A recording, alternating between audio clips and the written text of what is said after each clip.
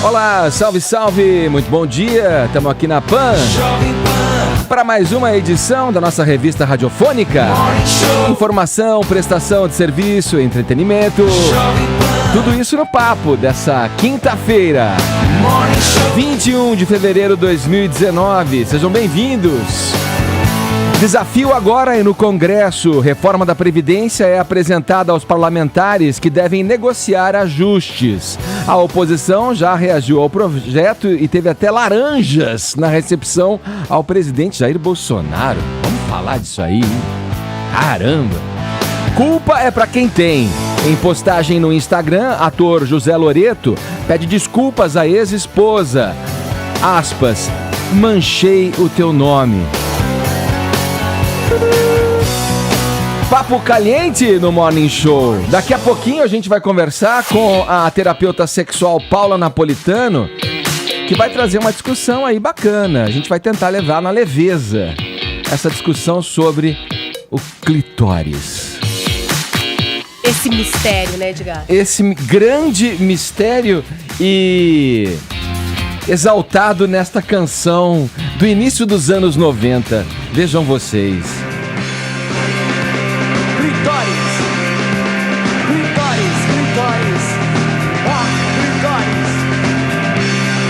Tudo ao mesmo tempo agora era o álbum dos Titãs. Sinto que tenho muito que aprender hoje.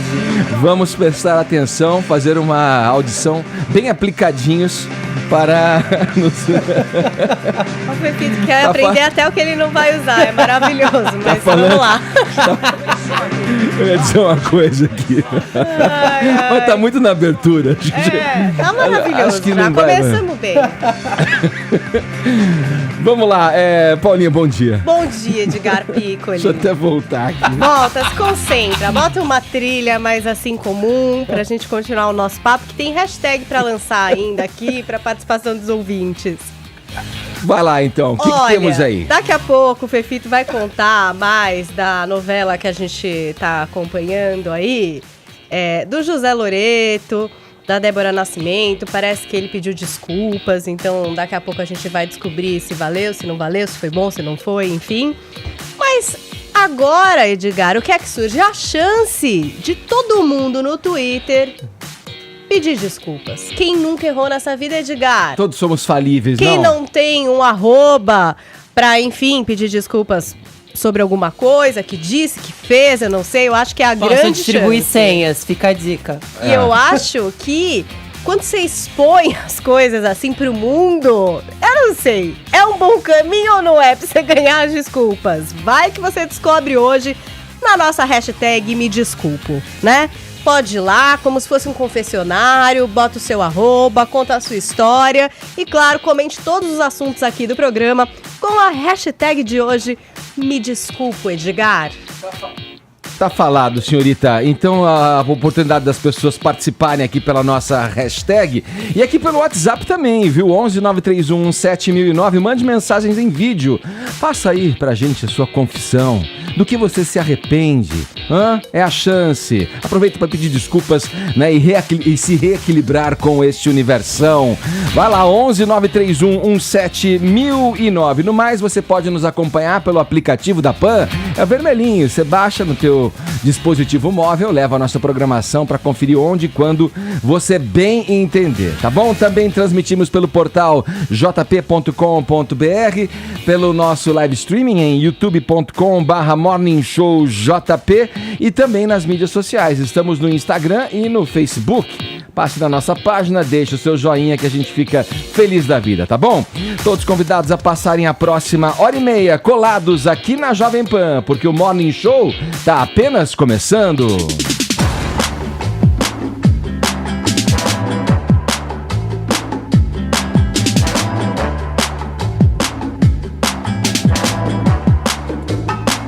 Vamos lá então, o presidente Jair Bolsonaro entregou ao Congresso Nacional o projeto de reforma das aposentadorias, reforma da Previdência.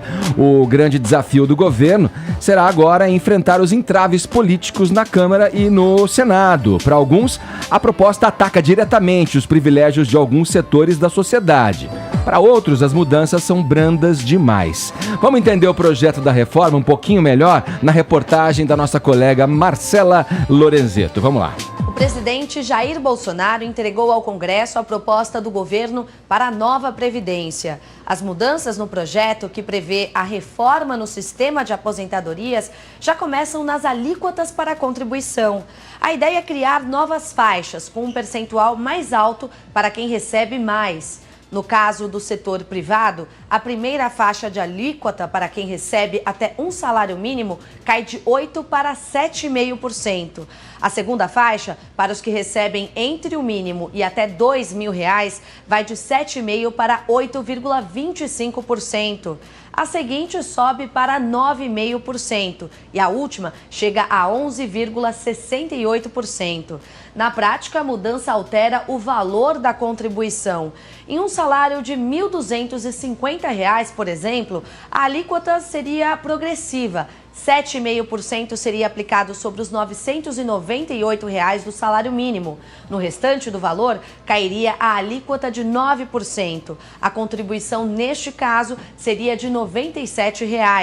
Usando o mesmo exemplo no modelo atual da Previdência, a alíquota aplicada seria de 8% no valor total e a contribuição chegaria a R$ 100. Em termos gerais, hoje a idade mínima para se aposentar é de 60 anos para as mulheres e 65 para os homens, com no mínimo 15 anos de contribuição. Também existe a aposentadoria apenas pelo tempo de serviço. Sem idade mínima, mulheres precisam contribuir 30 anos e homens 35. Com a nova regra, a aposentadoria apenas por período de contribuição deixará de existir. A idade mínima também sofreria alteração. De 60 anos para mulheres, passaria para 62. Para os homens, mantém-se 65 anos. A contribuição mínima para ambos passaria de 15 para 20 anos. Quem quiser se aposentar com esse tempo mínimo recebe 60% do benefício.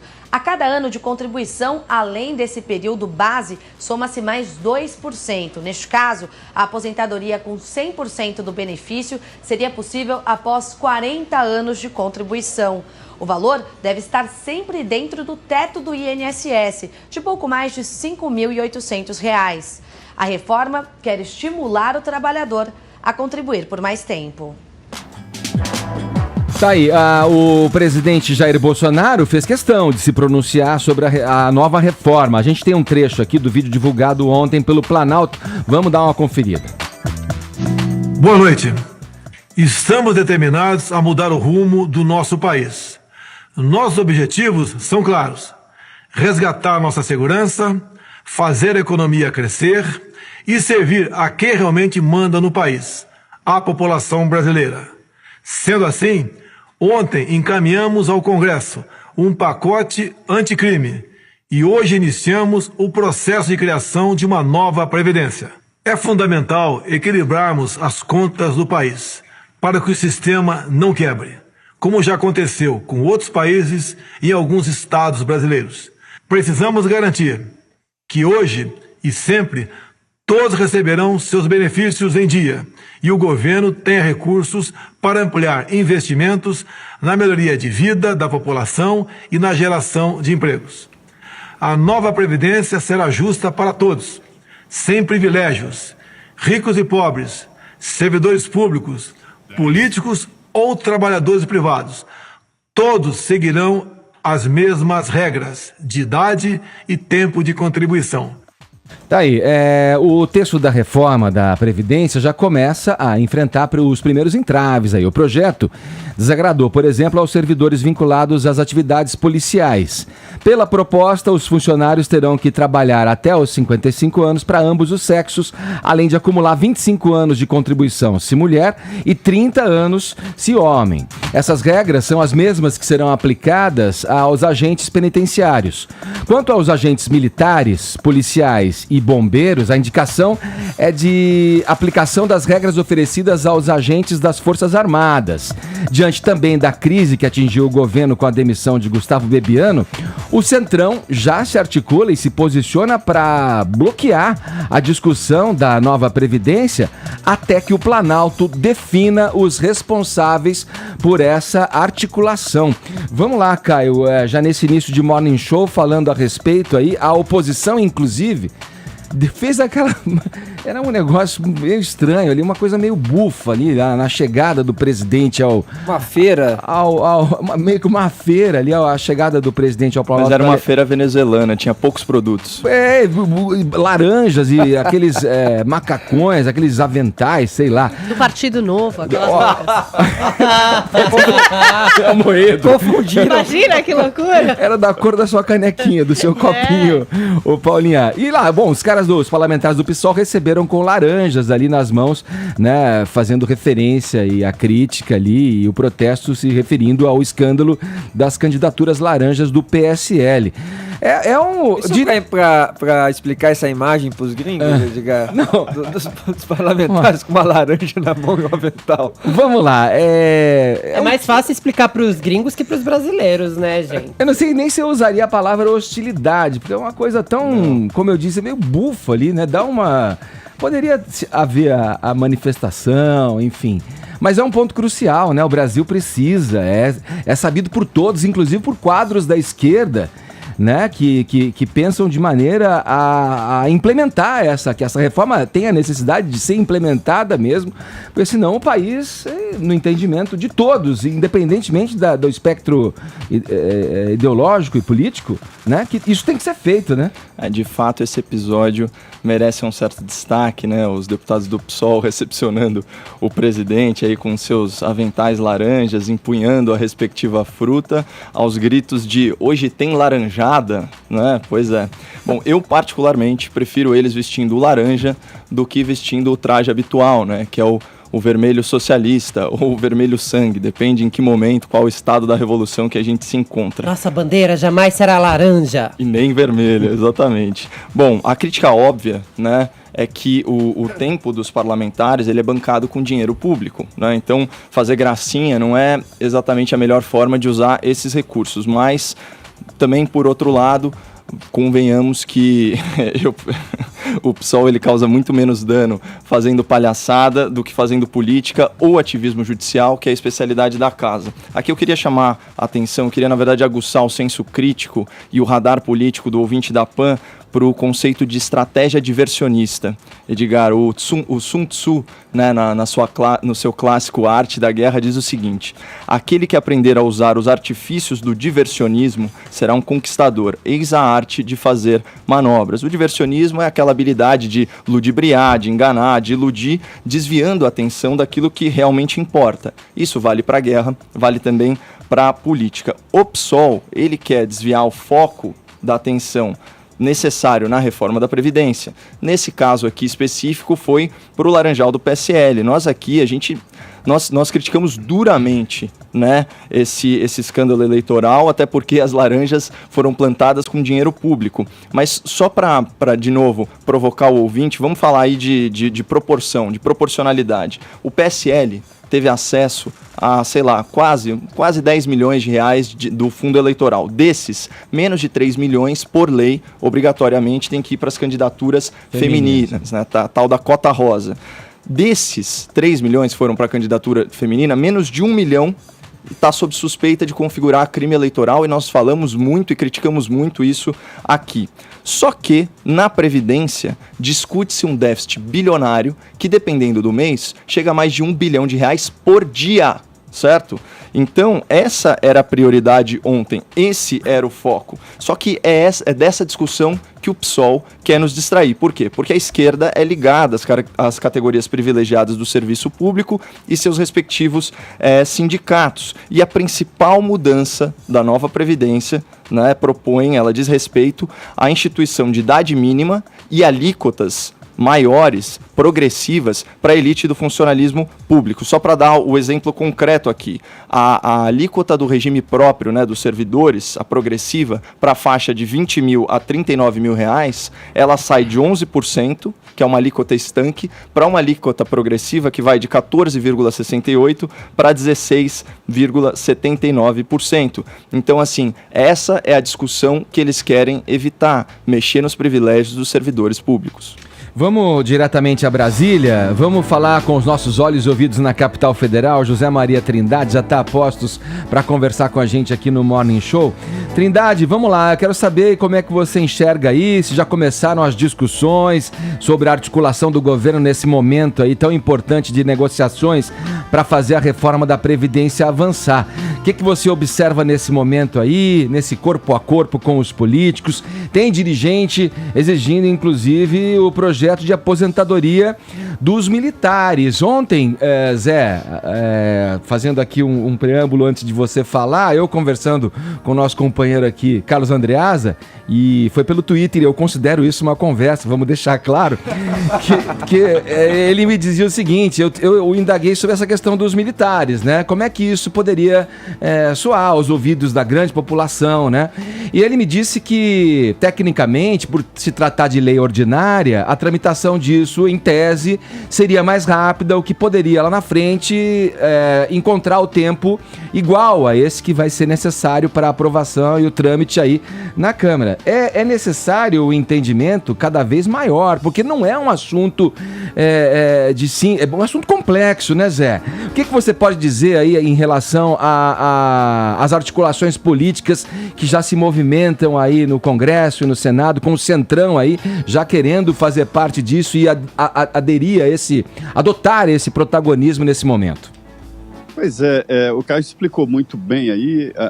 O primeiro ponto desse projeto de reforma da Previdência é definir ali que todo ser humano brasileiro é igual e não tem esse ser especial vindo de um planeta que ninguém sabe de onde, né, que se reproduz com muita facilidade aqui nas cercanias do Palácio, do Congresso, dos Ministérios, né, que tem algumas características especiais: estabilidade no emprego, aposentadoria com salário integral, paridade salarial, né, e redutibilidade. Então isso vai acabar diante desta ideia nova e a garantia de que todos que têm direitos adquiridos estão preservados, esses direitos, mesmo quem não apresentou requerimento de pedido de aposentadoria. Isso dá uma tranquilidade. Então, diante desse conceito, houve no Congresso Nacional uma certa dificuldade de entender por que o governo não encaminhou também a aposentadoria dos militares. É uma classe diferente, viu, Edgar? Eles não têm salários, têm soldo. Quem ganha salário, no jargão militar, é mercenário. Eles têm direitos como 13º, férias, mas eles são transferidos de um lugar para outro e nem se chama transferência, e sim uma missão em tal estado, ou seja, é uma categoria diferente que deve ser tratado mesmo de uma forma diferente, mas que tem que pagar um pedágio porque a situação não é boa, como bem disse aí o Caio. Então, a primeira impressão é de que o governo perdeu pontos ao não mandar imediatamente. A promessa é de que isso acontece em 30 dias. Olha, deputados e senadores, eles não são sabichões em previdência. É por isso que se gasta mais de 12 bilhões de reais no Congresso Nacional, entre Câmara e Senado, né? Sim. 85% disso em salários para assessores. E os assessores estão ali esmiuçando um projeto muito complexo e grande de novo sistema de aposentadoria, mais do que uma reforma e mudanças superficiais. Mas, horas depois, alguns pontos, Edgar, já estavam sendo criticados fortemente. Sim. Primeiro, a mudança na aposentadoria rural e depois a redução na aposentadoria social. Esse é um assunto que nós vamos conviver com ele durante todo o ano aqui, viu? Se preparem os ouvidos. E o governo vai ter que ter muita habilidade e agilidade para, ainda como disse o Andreasa, conversando no 3 em 1 e conversando aqui, fazendo o seu boletim para o Jornal da Manhã, não deixar a impressão na população, no grosso da população, que está havendo aí uma desproporcionalidade com relação a essas ações e essas decisões, né, Zé? Exatamente. E o surpreendente dessa história é que a gente está acostumado o governo manda e a base do governo toma conta daquele filho, né, daquela gestação, né, do filho, que é o projeto, e começa a chantagear, eu quero isso, eu quero aquilo, né? Cada um quer alguma coisa aqui. Uns querem dinheiro vivo, outros querem emprego, outros querem parte do governo para fazer negócios, outros querem apenas afago. Olha como você é meu aliado e tal. Sim. E não se pode dar a coisa errada para o deputado errado. Desta vez aconteceu o seguinte, um grupo parlamentar se uniu e defende uma pauta liberal do governo e apoia fortemente o ministro da Economia, Paulo Guedes. E é aí que está a surpresa. Ele está muito articulado no Congresso e esse grupo, a impressão que tem é que ele será até maior do que a base governista. Sim, Zé, entre esses questionamentos que você menciona aí, possivelmente está aí a relação com a regra que atinge aí os mais pobres, né? Os benefícios para aqueles que têm aí até 70 anos, que poderão esses benefícios ser abaixo de um salário mínimo, né? E aí leva, inevitavelmente, aquela sensação da corda estourar sempre para o lado mais fraco, não? E isso aí vai defasar, né? Imagine, aposentadoria, quem se aposenta com a integralidade ali de R$5.000, em 4 anos está recebendo pela metade, né? Então, um valor assim vai perder com o tempo. Então, isso aí eu acho que será modificado, Edgar. Dificilmente, eu acho impossível o Congresso aprovar essa redução, né, da aposentadoria social. Eu acho que vai ficar mesmo no salário mínimo. Tá bom, Zé. Obrigado pelas informações. Bom trabalho para você em Brasília, meu caro. Um abração. Perfeito. Muito bom dia. Bom dia a todos.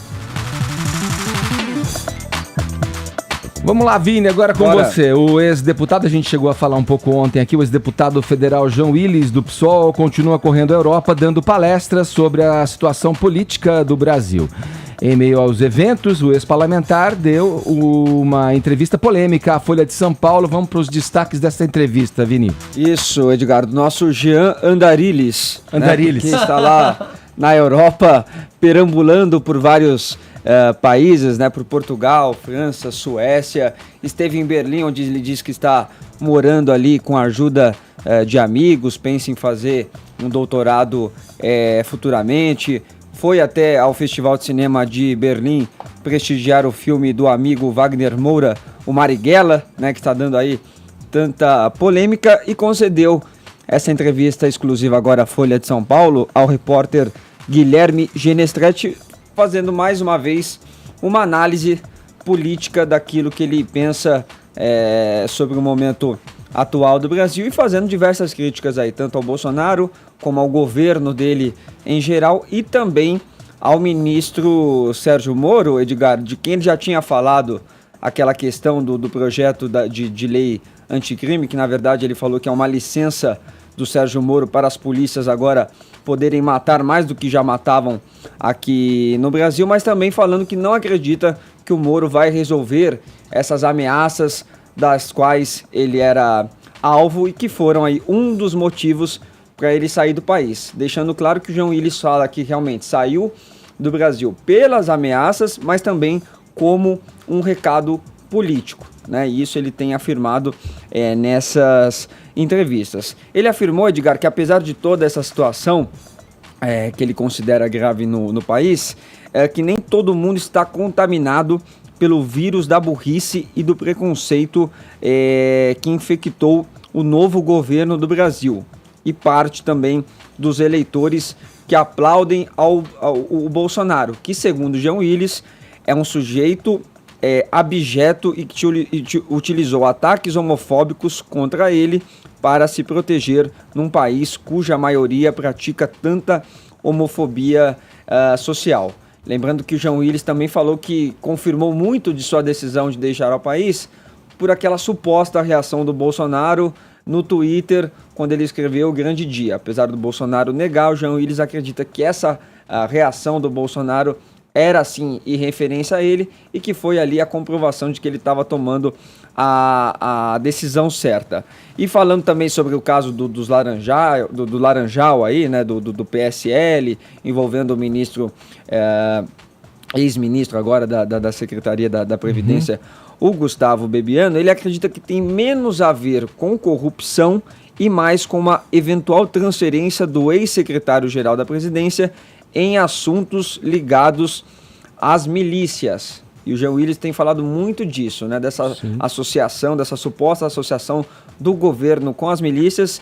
Inclusive ele falou que está achando estranho que o Sérgio Moro até agora não deu nenhum pronunciamento, não falou nada sobre essas supostas relações aí do Bolsonaro com as milícias do Rio de Janeiro.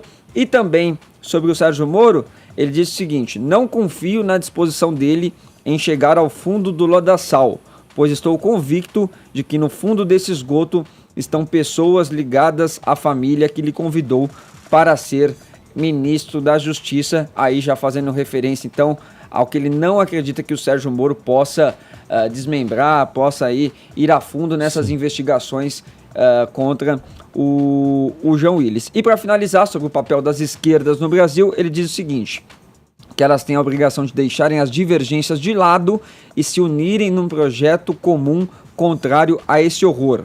E tem que fazer isso sem tratar as reivindicações dos movimentos negro, LGBT e de mulheres como algo menor ou irrelevante, porque não são. Sim, vamos lá. Só uma observação aí inicial sobre as críticas ao ministro Sérgio Moro. Na prática, o pacote anticrime do Moro, ele endurece e muito, né, as penas e a persecução penal às lideranças das facções criminosas, entre elas englobadas as milícias, né? Então, é óbvio que o Sérgio Moro não vai comentar sobre narrativas fantasiosas, mas demonstrar na prática o seu comprometimento com o combate ao crime. Mês passado, vendo a notícia, né, a notícia que o Vini leu pra gente, a matéria, a manchete da matéria é a seguinte: Jean Willis faz giro no exterior e diz que vírus da burrice atinge parte do Brasil. Eu, se fosse uma autoridade fitossanitária da Europa, colocaria o Jean Willis em quarentena só por precaução. Mas o fato é o seguinte: mês passado eu fiz uma breve análise sobre a renúncia e o autoexílio do Jean Willis, né? Quase um exercício de futurologia e questionamento. Eu questionei a gravidade das ameaças sofridas pelo ex-parlamentar, a ponto dele deixar o Brasil. De lá para cá, o Ministério da Justiça, em nota oficial sobre as investigações a respeito dessas ameaças reportadas pelo parlamentar entre 2017 e 2018, disse o seguinte: lamenta-se a decisão do deputado de deixar o país, mas não corresponde à realidade a afirmação de que há omissão das autoridades constituídas. Lembrando que ele gozava de escolta policial não por determinação da Justiça, mas por benevolência do deputado Rodrigo Maia, que obviamente estava fazendo essa gentileza com dinheiro público, né? Segunda coisa que eu falei, eu chamei a atenção para o David Miranda, que seria o suplente dele. Aliás, David Miranda era um dos que estava fazendo aquela palhaçada da laranjada no Congresso agora. Além dele ser LGBT, ele é casado com o jornalista Glenn Greenwald, certo? E que eu disse que isso garantiria a ele um espaço de fala privilegiado e a simpatia da mídia progressista e globalista. Em 24 horas após o anúncio do Jean, ele já estava publicando um vídeo de 15 minutos no site The Intercept, reforçando a narrativa de que o governo brasileiro, além de corrupto e homofóbico, lidera um estado policial miliciano. Terceiro ponto, eu disse que o Jean ele ia vender no exterior a narrativa de perseguição política, que ele ia se transformar em embaixador da oposição, só que remunerado em dólar ou euro. Eu nunca cogitei que ele fosse, por exemplo, para Venezuela, para Cuba, regimes que ele tanto idolatra, né? Além de uma série de matérias que já estavam sendo vistas, agora ficou explícito com essa matéria da Folha, que de fato ele está fazendo um giro no exterior.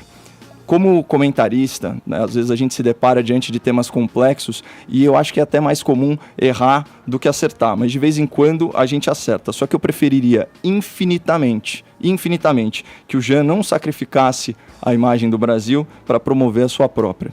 Olha só, quando a gente teve essa conversa aqui, o clima esquentou e eu já adianto o seguinte: quando eu me coloquei com relação ao caso do Jean Willis, legitimando sim a escolha dele, afinal, primeiro, é um direito que ele tem de abdicar do cargo, isso é inegável, ele pode não aceitar pelo motivo que ele quiser, inclusive não dando motivo para aceitar. Quando ele alega as ameaças não só a pessoa dele, mas a pessoas da família, ele aí sim legitima a abdicação de um cargo público para se defender, para se autodefender. Isso não tem absolutamente nada a ver em estar alinhado com as ideias que ele defende. Eu estou falando do ser humano aqui, que reserva o direito de sair do país se não se sente seguro.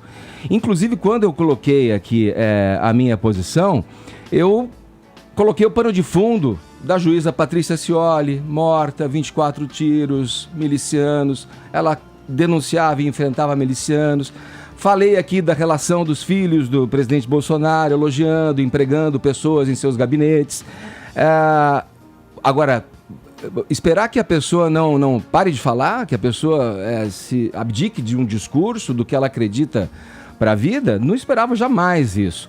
Como também posso citar aqui como um contraponto a relação do... É natural que isso aconteça. A pessoa não vai ser calada, ela vai, onde ela estiver, na minha opinião, ela vai expressar o que ela quer, o que ela acredita. Você veja bem, a relação de Eduardo Bolsonaro com o Steve Bannon, o cara articulador digital da campanha de Donald Trump, um cara que fomenta ao redor do mundo as candidaturas e os quadros da direita nacionalista conservadora, ligado aí a nomes como o primeiro-ministro da Hungria, o Viktor Orbán, ao primeiro-ministro, ao premier italiano, o Matteo Salvini. Pessoas xenófobas que não querem aproximação com os estrangeiros. Quer dizer, essa articulação política de discurso é natural que ela aconteça além das nossas fronteiras. Agora, me reservo o direito de achar legítimo uma pessoa que abdica do seu mandato para não ficar num lugar onde ele não se sente seguro. Frente às mortes que já aconteceram. Marielle Franco, está 1 ano da morte de Marielle Franco, e nada se descobriu. Agora tem ação da Polícia Federal ainda hoje, tentando desmembrar aí quadros públicos que estão obstruindo a justiça. Eu acho natural, e esse embate ele deve acontecer, eu acho natural que isso aconteça. Cada um vai defender o seu ponto de vista a partir da sua ótica de mundo. Então, eu repito aqui, aos que me chamam de esquerdopata, as manifestações, seu vermelhinho, eu não tô me alinhando ao que ele defende politicamente. Eles são adversários políticos, ele é adversário político da família Bolsonaro. E se sentiu inseguro, está no direito dele abdicar do mandato e ir para onde ele quiser, inclusive para Venezuela. Não foi a escolha dele, mas ele saiu fora do Brasil. Eu acho que a insensibilidade, ela começa no momento em que você para de pensar na pessoa humana que está sendo ameaçada e perseguida e coloca qualquer tipo de ideologia ou interesse político acima disso.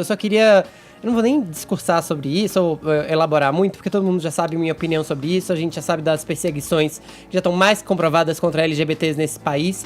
O que eu acho é que não é porque o Jean Willis saiu do país que ele tem que ser silenciado, ele tem o direito à fala e vai sempre ter o direito à fala, e é uma fala importante, porque a gente precisa de pontos de vista contraditórios, sim. As pessoas não estão no mundo para falar o que as outras têm que ouvir, elas estão no mundo para poder refletir junto com as outras a partir de pontos de vista contraditórios. Agora, o que eu digo em resposta ao que foi dito aqui mais cedo, o Brasil não precisa da ajuda do Jean Willis para ter a imagem prejudicada, não. A imagem do Brasil já é suficientemente prejudicada lá fora pelas coisas que vem acontecendo nos últimos anos e continuam acontecendo nesse ano com esse governo. É só isso. O Caio, e as ameaças surgiram, os textos surgiram. Tem uma pessoa desse grupo que ameaça presa. Outras continuam por aí, usando outros perfis. A pessoa que está presa, inclusive, é a mesma que me ameaçou de morte. Para ameaçar, na entrevista anterior, naquela coletiva em Berlim, ele também falou que as ameaças continuam, né? Não só para ele, Vini, mas para familiares. Familiares dele, isso. Bom, eu não sei. É uma discussão que pode ser levada adiante. Cada um vai buscar a sua ótica de entender o que está acontecendo aí como um ato político ou um puro ato simples de legitimidade de se autoproteger, né? Se coloca no lugar do outro. Vamos em frente? Onde eu tô mesmo? Aqui, vamos lá. Vamos dar uma tradicional descontraída aqui no nosso bate-papo, no Morning Show. Vamos lá agora, né? Sair um pouco dessa onda densa da política, Fefito. Vamos falar do quê? Da onda densa das novelas bíblicas, né, meu filho? Eu quero saber o seguinte. Vamos falar de 10 Mandamentos, parte 12. A Record vai promover a novela... no Templo de Salomão, que é aquele templo gigante que tem aqui em São Paulo, Pois no bairro do Brás ali. Pois é. Veja você, Edgar, não bastasse promover uma novela bíblica em sua programação, que até aí tá tudo certo, inclusive vai muito bem de audiência, não tão bem quanto na época dos 10 Mandamentos. Jesus, né, um sucesso moderado, enquanto 10 Mandamentos atingiu os 20 pontos, Jesus tá ali em torno dos 10. Mas agora a Record decidiu promover em nichos evangélicos a novela. E até aí também tudo certo. Não fosse alguns desses atores evangélicos por si só. Então agora os atores estão recebendo pequenas intimações da Record. Convites, né, gente? Vamos dizer assim. Estão sendo convidados a espontaneamente, se quiserem zelar por seus empregos e divulgar a novela, comparecerem em igrejas da Record, tipo o Templo de Salomão. No último domingo, por exemplo, o Dudu Azevedo, protagonista de Jesus, o Petrônio Gontijo e a Adriana Garamboni apareceram lá no Templo de Salomão e não tiveram só que falar da novela não, viu? Tiveram que assistir a um culto inteiro. Esse novo direcionamento da Record sobre a relação dos atores com a religião, porque a gente sabe que a Record pertence ao Edir Macedo, que é um dos principais bispos, ou principal bispo da Igreja Universal do Reino de Deus, ela é um novo direcionamento, é um direcionamento mais aberto, porque nos últimos tempos a gente viu, por exemplo, a Viviane de Oliveira, que é autora de Os 10 Mandamentos, que é o maior sucesso bíblico da Record, sair da emissora, porque ela não aguentava mais a interferência de bispos e também da filha do Edir Macedo, segundo noticiou Flávio Rico e vários outros colunistas de televisão na época, no texto dela. Porque agora não basta o autor escrever a novela tem que ser submetida a pessoas de alto escalão da Igreja Universal que digam tá ok ou mexe aqui. Ocupam postos, né, dentro da Record. Ocupam postos. Importantes, postos de decisão ali. Postos de decisão, exatamente. Então agora tá havendo um movimento de não só incluir os atores e os autores. Eles querem dar poder à igreja para definir os rumos da dramaturgia, inclusive no marketing. Veja só você. Tem ator, eu apurei aqui, desde ontem tô fazendo as ligações, tem ator que tá torcendo o nariz pra isso, viu, gente? Não tá gostando muito dessa ideia, não. Mas até agora todos os convites são espontâneos. Convida quem pode, vai quem tem juízo, parece o... Olha, eu sugiro que você vá. Viu? Parece o convite do prefeito lá de Camaragibe, do PTB de Camaragibe, o nome dele é Demóstenes Meira, que exigiu que os funcionários comissionados fossem no desfile da noiva, do bloco da noiva, gente. Pra incentivar, né? E falou, eu vou filmar lá, todo mundo lá no desfile, prestigiando. Quem tiver, quem não estiver. Essa notícia que o Fefito trouxe me lembrou essa ação aí. Tem o quê? Uns 4 dias isso? É verdade. Mais ou menos. Olha só, se você é ator da Record e já tá pensando que não quer fazer esse tipo de rolê, já coloca uma cláusula no seu contrato quando for renovar. Se for fazer novela bíblica, já pensa nisso também. Ou pede um adicional, né, gente? Nada contra. Vai lá. Ir num culto também não é um grande sacrifício. Eu mesmo já fui a vários. Quem é que tá aí do nosso cast pra avaliar aí a... Quer comentar a nota do Fefito? Você sabe que o Edir é um grande amigo, já fui no Templo de Salomão. E eles são muito receptivos. E você sai de lá realmente transformado. Mas do SBT não entra religião. O SBT faz a TV da família brasileira. Que horas são, Silvião? 10h39, horário de Brasília. Boa. Jovem Pan Morning Show. Jovem Pan Morning Show. Chegou a hora. Teremos agora um papo sobre o corpo feminino, mais especificamente sobre o clitóris. Aquele, com a licença das garotas, botãozinho mágico. Tem um botãozinho no corpo das garotas? Que gera tanto... Vários amigos. Olha, eu perguntei antes, tá? Antes que me xinguem, me julguem aqui, eu perguntei pras meninas, tudo bem chamar de botãozinho mágico? Pode chamar. Beleza, então.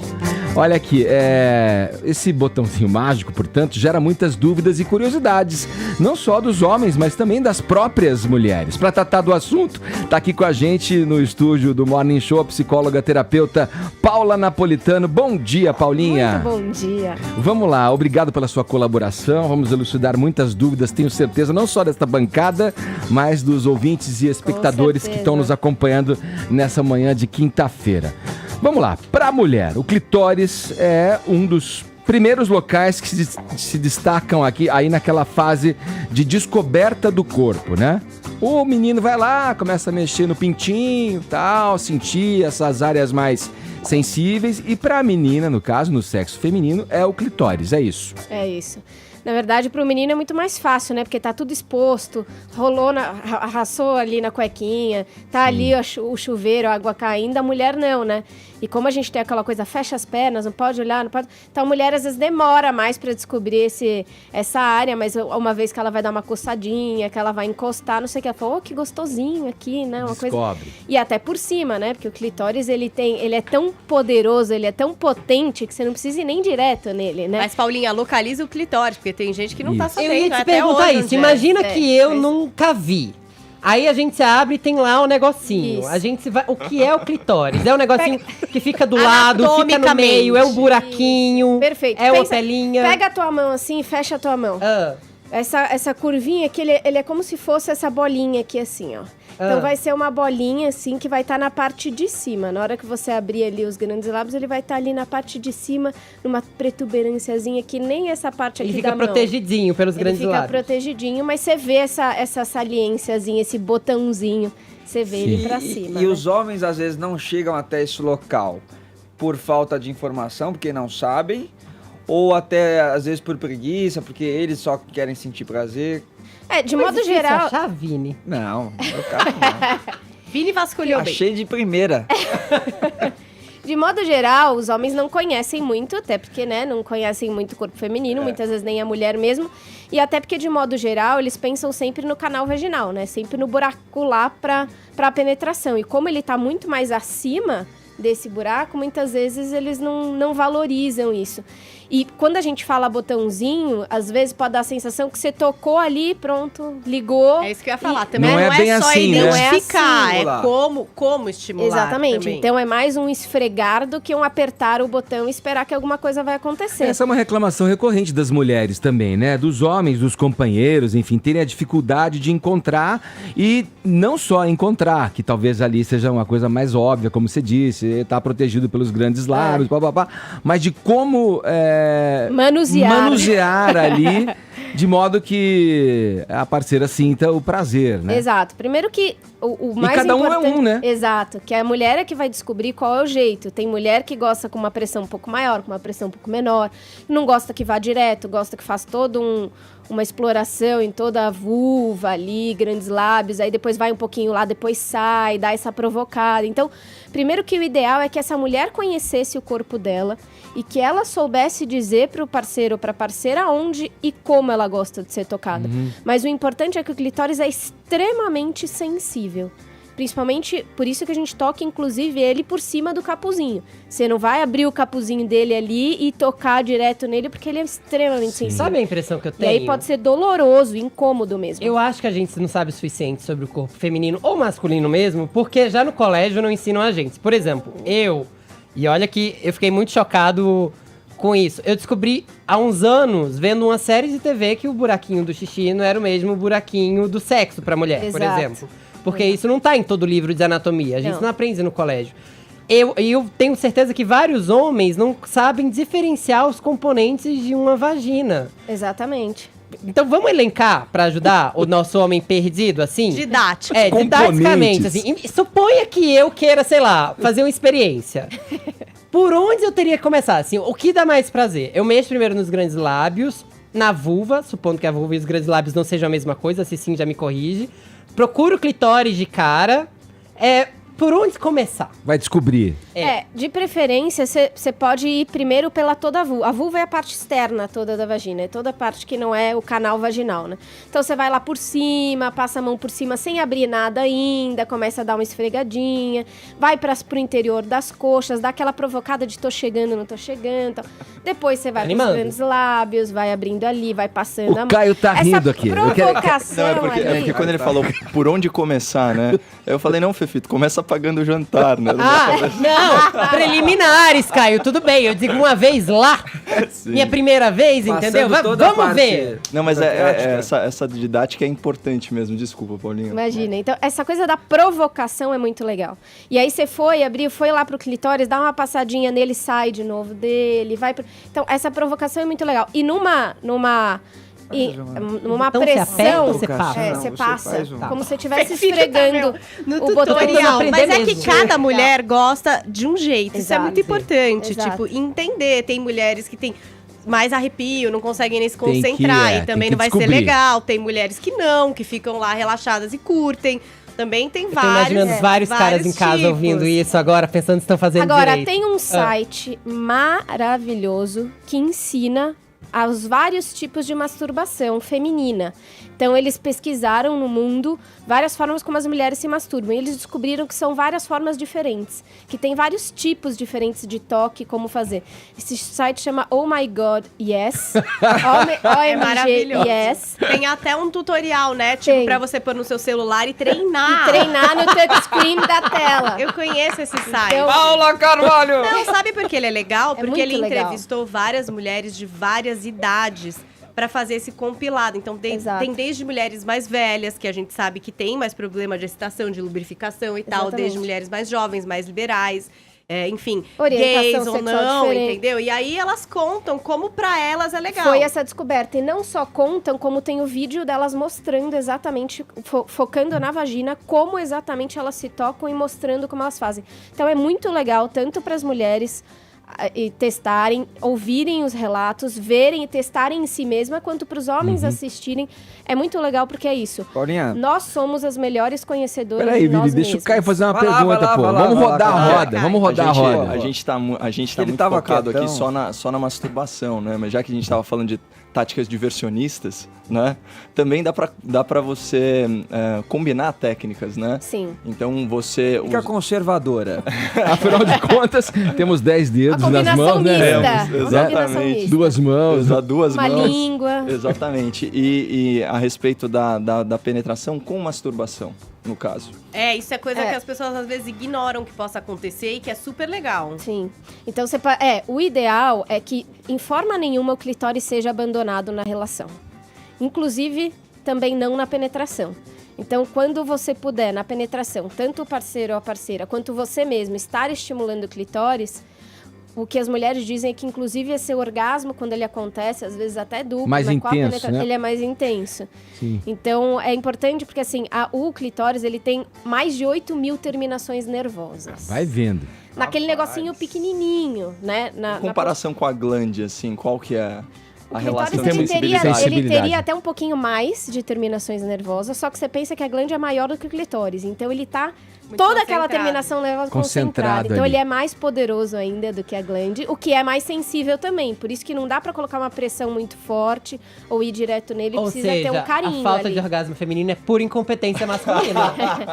Porque, nossa, você é mais concentrado? mais concentrado. O clitóris Só que- é que nem o Ed falou do botão, mas é um dos botões. Muito se fala, o ponto G, achar o ponto G, né? Que aí tem a ver com a penetração. É. Gente, muito antes disso, o clitóris tá lá, enfim. Só que tem uma freestyle. coisa, né? Como a mulher muitas vezes não conhece o próprio corpo e muitas vezes teve uma repressão sexual, uma criação de repressão, ela pode, mesmo o cara ou a menina sabendo se tocar muito, pode ainda não conseguir ter orgasmo. Porque por uma repressão, por um bloqueio emocional mesmo, que daí a gente precisa trabalhar, Eu né? me lembro, Paula, quando você esteve aqui em outras ocasiões, a gente fala lá atrás, aí tem uns anos já, a respeito da questão da mulher se masturbar enquanto tá ocorrendo a penetração. E que isso pode causar um desconforto no cara, né? No parceiro ali que tá achando, pô, não tô dando conta. Então, com relação a essa pergunta aí do Caio, o cara tem que também mostrar uma habilidade e uma certa coordenação motora ali pra dar conta. Uma disposição primeiro, Vini, sem preguiça. Exato, né? perfeito. Ou Você pode colocou? contar com alguma Nossa, ajuda. me lembrou do de um Creu, né? vibrador. Exatamente. Pra dançar o creu tem que ter disposição e habilidade. Exato. Deus, Caio citou o Creu! A galera progressista aplaude o conservador da bancada. Valeu, cara. Muito obrigado. obrigado. Você vê que nem todo mundo é uma coisa ou só outra coisa, gente. Que bom, né? Que bom. Mas peraí, a dificuldade, por exemplo, em ter o orgasmo só com a penetração vaginal, por exemplo. Tem mulheres que conseguem mais facilmente. Outras não. Precisam. Quer dizer, então esse estímulo no clitóris não é como eu diria... Mera... Opcional. Não é opcional, às vezes é obrigatório. Às vezes é obrigatório, Isso, né? isso. Então e a gente não deve ter nenhum melindre quanto a isso quando tá Exatamente. lá na cama, quatro paredes. Porque mais ou menos 20% das mulheres só que tem penetração, que tem orgasmo só pela via vaginal. Sim. Assim. Então, é um número muito pequeno e mesmo assim, o que a gente tem descoberto é que o clitóris, na verdade, é como se fosse um iceberg. A pontinha que a gente vê pra fora seria só a pontinha que a gente vê pra fora do mar. Dentro tem toda uma terminação, é um quarto que a gente Posso vê pra trocar fora. essa expressão? Não, pode. Vamos mudar pra vulcão? Vulcão. Tem mais boa. a ver. É um vulcão, Boa, porque boa. tá ali a pontinha, saindo uma Exato, fumacinha, exatamente. mas dentro aquela lava Mas, Ed, a gente incandescente. falou aqui, que tava todo mundo rindo, mas da história do vibrador. E até no Isso. site do Eva, a gente fez uma matéria sobre vibradores. Eu até falei com a Paulinha, eu achei que ia ser super fácil encontrar meninas que falassem sobre ter um vibrador e que não ligassem, por exemplo, de ter seu nome ou sua foto divulgada. E a real é que foi super difícil, Edgar, Sim. porque apesar das meninas usarem, gostarem, curtirem, saberem tudo sobre, elas não queriam tirar uma foto, por exemplo, ou ter uma foto sua associada ao seu vibrador preferido. E quanto mais apresentar isso na relação a dois, né? Ainda tem muito tabu aí em relação a trazer um aparelho que, na verdade, é bem maravilhoso, porque ele já Sim. tem as vibrações pulsionadas, exatamente como tem que ser. Não precisa ter muita coordenação motora, é só apertar um botão. Existe Então tá aí pra exercício ajudar todo mundo, Pra entendeu? fortalecer o clítoris, ou clitóris. Aliás, clítoris ou clitóris, gente? Clitóris. Tanto faz. Clitóris. Mas na verdade, pra fortalecer o clitóris, não. Mas tem pra fortalecer toda a musculatura pélvica, né? Mas o clitóris não, porque quando você já tem a excitação que vem todo o sangue lá pra região, ele já fica inclusive mais durinho. Entendi. Assim como o próprio pênis. Sim. Só que a questão é que, então, como essa parte interna fica toda pra dentro, essa parte do clitóris, muitas vezes o que a gente diz de orgasmo vaginal também seria um orgasmo no fundo, porque tá estimulando ali a raiz do clitóris. Então, esquece orgasmo vaginal, clitoriano, esquece. Orgasmo é orgasmo, é prazer, é pico máximo do prazer, e é nisso que a gente tem que se focar, é o mais importante. Ó. Prazer, né? Lacrou.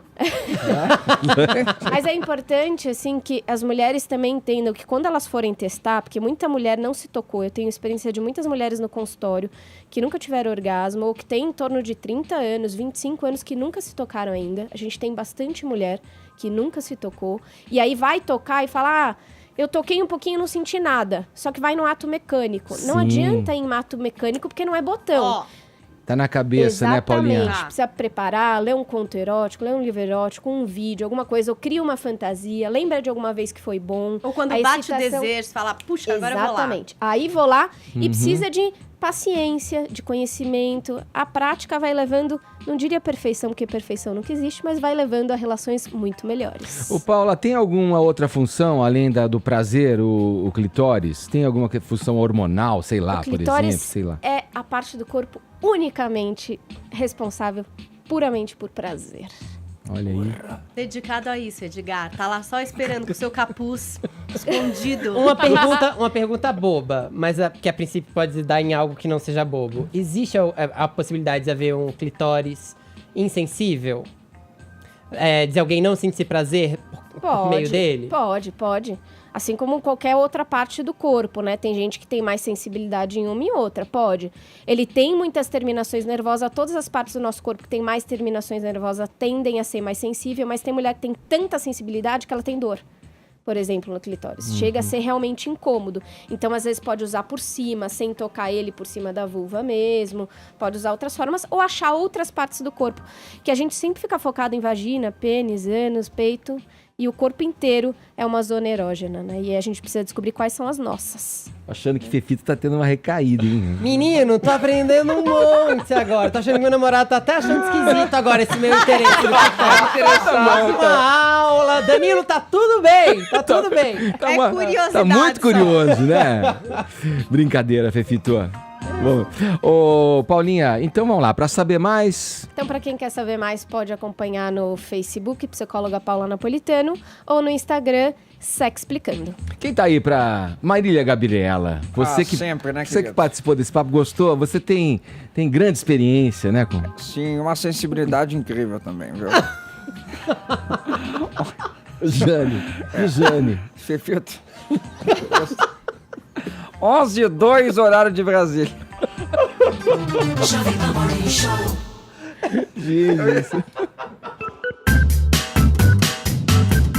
Paulinha, Querido, diga. como estamos aí no... Estamos nos TTs? Quero saber. Claro que estamos. Ai, Estamos em terceiro. olha que maravilha. O Brasil só fala nisso. Hashtag me desculpa, Edgar. Olha O aí. pessoal tá pedindo desculpas. Aqui tá tão bonito de ver. Aliás, essa hashtag me desculpa acabou de gerar um momento muito fofo. Se vocês forem nos replies do meu Twitter, vocês vão ver que tem certas pessoas fazendo coramão por aí. Não é, Caio Coppola? É Que verdade. beleza, hein? É verdade. Eu tem- vou multiplicar uma isso aqui foto na linda. internet. O amor.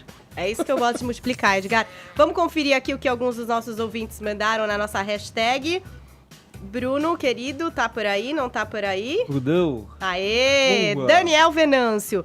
Me desculpo por todos os rolês que falei que eu ia e acabei não indo. É o furão, né? Eu faço isso muito. E eu gosto quando a pessoa cancela. Sabe assim? Você fala, hoje eu vou ter aquele rolê, não sei o que, não sei o que lá. Aí a pessoa liga e fala, puxa, você não sabe, não vai dar, porque não sei o que cancelou. Aí você fala, nossa, que pena. E na verdade, você está comemorando Tá aquilo achando que você não bom. vai ter que ir e vai ficar em casa. Tem a pessoa que marca e ela que não vai, né? Também, Paulinha. Não, Aí já é. acho que é um E a pessoa extremo que também. convidou vai. Não, e aí Foi já convidado, é. vai. Aí eu acho que tem que fazer a hashtag me desculpo. Ranieri Silva, aos meus pais, por não obedecer quando criança, hoje vejo o quão difícil é com meus filhos. Ranieri, eu me identifiquei bastante. É, também. Gostaria de me desculpar aqui também com os meus pais, porque realmente fui uma garota sapeca.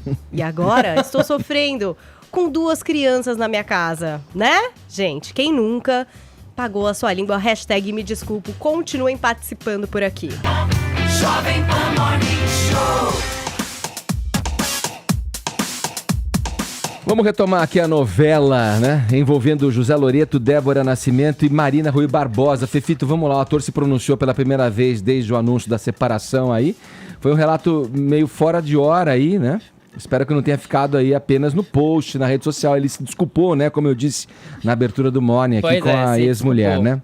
O post até agora, gente, já tem mais de 650 mil curtidas, pra vocês terem noção. Ele publicou ontem, 15 minutos pra meia-noite, bem no horário que não tem muita gente atenta, mas ainda assim muita gente estava que nem aquele meme da Gretchen, hashtag atenta. Ele diz o seguinte, olha só, errei sim, manchei teu nome. Débora, você tem todas as razões para estar magoada comigo, te dei motivos, indícios, diria que até provas, que eu mesmo, se estivesse no seu lugar, diria que são inquestionáveis. Mas a vida real, às vezes, surpreende até as vidas de novela. A realidade é cruel, tem consequências e verdades que não agradam a audiência. Quero te dizer que não fui legal com você, cruzei fronteiras emocionais que hoje me arrependo profundamente. Também acredito que reconhecer nossas falhas é um processo individual. E aí ele diz o seguinte, ó.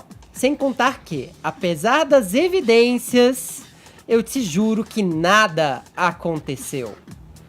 Sei que é difícil de acreditar, mas nem sempre a verdade é translúcida. Peço perdão a você e nossa filha antes de qualquer outras pessoas.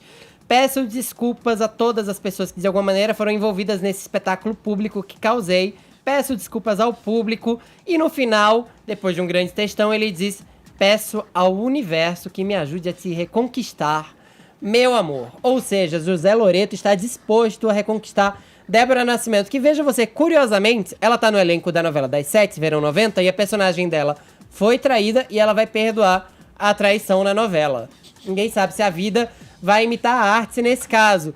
Mas o que eu achei muito curioso é que ele deixa claro que tinha indícios muito fortes que qualquer pessoa acharia que ele teria alguma coisa. Eu vi que teve um story do Marcelo Serrado que tá circulando aí, e fizeram uns prints do elenco de O Sétimo Guardião se divertindo, e o José Loreto tá em cima de alguém que parece ser a Carolina Dickmann, numa brincadeira mesmo, assim. Muita gente tá maldando esse tipo de coisa, procurando pelo em ovo aí.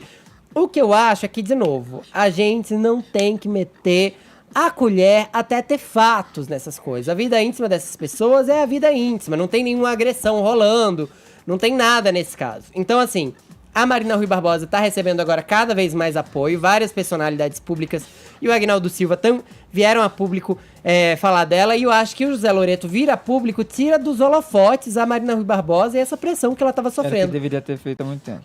Também acho, mas Sim. antes tarde do que nunca nesse caso. E ele mesmo admite que a culpa é dele, então louvável. Agora, se a Débora vai perdoar ou não, Agora, manchei o teu nome. Manchou o seu nome, Loreto. Dela não aconteceu nada. Enfim. Vamos aqui, mais uma antes do final do programa. O governo de Jair Bolsonaro vai criar uma comissão especial para fazer uma análise ideológica do banco de questões do Enem. O principal alvo serão textos que tratem da ideologia de gênero, termo que não costuma ser usado por educadores. A portaria do INEP para a criação dessa comissão deve ser publicada nos próximos dias. Tudo isso vem aí na esteira, Caio, daquelas críticas, né, que o exame sofreu por conta da chamada ideologização, né, das questões da prova, né? Sim, sim. A gente tem aqui pro ouvinte da PAN, do Morning Show, uma nota exclusiva da assessoria de comunicação do MEC.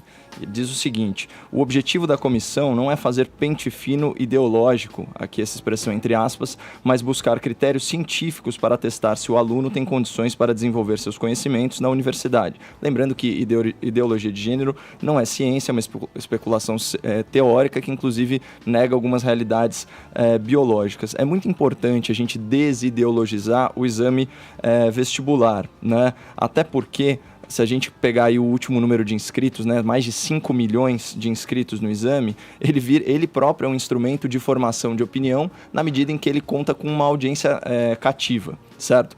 Sempre fazendo a ressalva. Desideologizar pressupõe não ideologizar em sentido oposto. A gente já recebeu aqui a professora Cíntia Chagas, né, que é especialista em cursos preparatórios para a universidade, na área do português, da literatura, e ela disse, né, sem sombra de dúvida, de forma categórica, que ela instrui os alunos a esquerdarem na redação para obterem notas melhores. Isso envolve, inclusive, do ponto de vista de quem organiza a prova, a escolha de temas e critérios de avaliação. A minha avaliação, por exemplo, que eu lembro, era a descatracalização da vida e eu esquerdei sem dó, ainda bem que eu fiz isso. O professor Vila também, para citar outro especialista aí na área de educação, ele já criticou também a escolha das obras literárias que embasam o exame. Eu lembro dele criticando o livro Amora, que é uma literatura LGBT que de fato ganhou aí o prêmio Jabuti, foi aprovado aí no Plano Nacional do Livro Didático e tal, só que o conto que foi destacado, né, era Vó, a Senhora é Lésbica. Então isso, diante de toda a riqueza da literatura nacional, pode parecer que houve um favorecimento por critérios políticos e não técnicos, que a gente tem que deixar também aberta aí a crítica óbvia de que a gente não pode restringir abordagens diferentes sobre temas, especialmente os controversos, como, por exemplo, o regime militar, né? Então, de forma alguma, essa comissão pode usar como pretexto, enfim, o debate sobre essas questões para suprimir, né, a diferentes linhas de pensamento. O que não pode realmente é você ter uma ideologia prevalecendo e influenciando alunos, educadores e por aí vai. Vamos fechar, Vini, com a situação do Flamengo, que continua dando aí o que falar, né? Depois de toda aquela comoção envolvendo a morte dos 10 jovens do centro de treinamento, o Ninho do Urubu, o clube apresentou uma proposta bastante pra lá de questionável, inclusive viu o teu post, Vini, pro Flamengo, que era vergonha na cara porque comprou jogador por 60 milhões, né? Isso. E quer oferecer uma quantia... Só a Arrascaeta foi 55 milhões de reais, mais um salário astronômico, assim como o Gabigol também está ganhando um salário mais de 1 milhão de reais. Então, assim, Flamengo, vocês estão oferecendo 300 a 400 mil reais para a família dessas vítimas, dessas 10 vítimas desse trágico incêndio, e o Ministério Público está pedindo 2 milhões de reais para cada família, mais um salário de 10 mil reais até que eles completassem 45 anos. O Flamengo está oferecendo de 300 a 400 e um salário mínimo pelos próximos 10 anos. Esse acordo, então, com o Ministério Público já foi encerrado. Agora o Flamengo vai ter que tratar com as próprias famílias. Flamengo, por favor, honre a sua história, honre a sua grandeza, assuma a sua responsabilidade, porque, na verdade, o reparo à vida humana vocês não vão atingir nunca. Né? O que vocês devem fazer apenas é um amparo a essas famílias com este valor que é justo. Boa, Vini. Vamos lá, fechando com os ganhadores, então, Paulinha, Twitter aí. Quem é o tuiteiro ou a tuiteira que leva? Tuiteira Wélida A. Fernandes. Já falei com você aqui, me manda seus dados. Boa, e a gente fica por aqui, prometendo voltar amanhã na programação da PAN. Jovem Pan. com mais informação, prestação de serviço. Que é, Fefita? Mais informação sobre sexo, gente. Mais conhecimento. Você gostou, né? Tchau, gente. Valeu. Morning Show.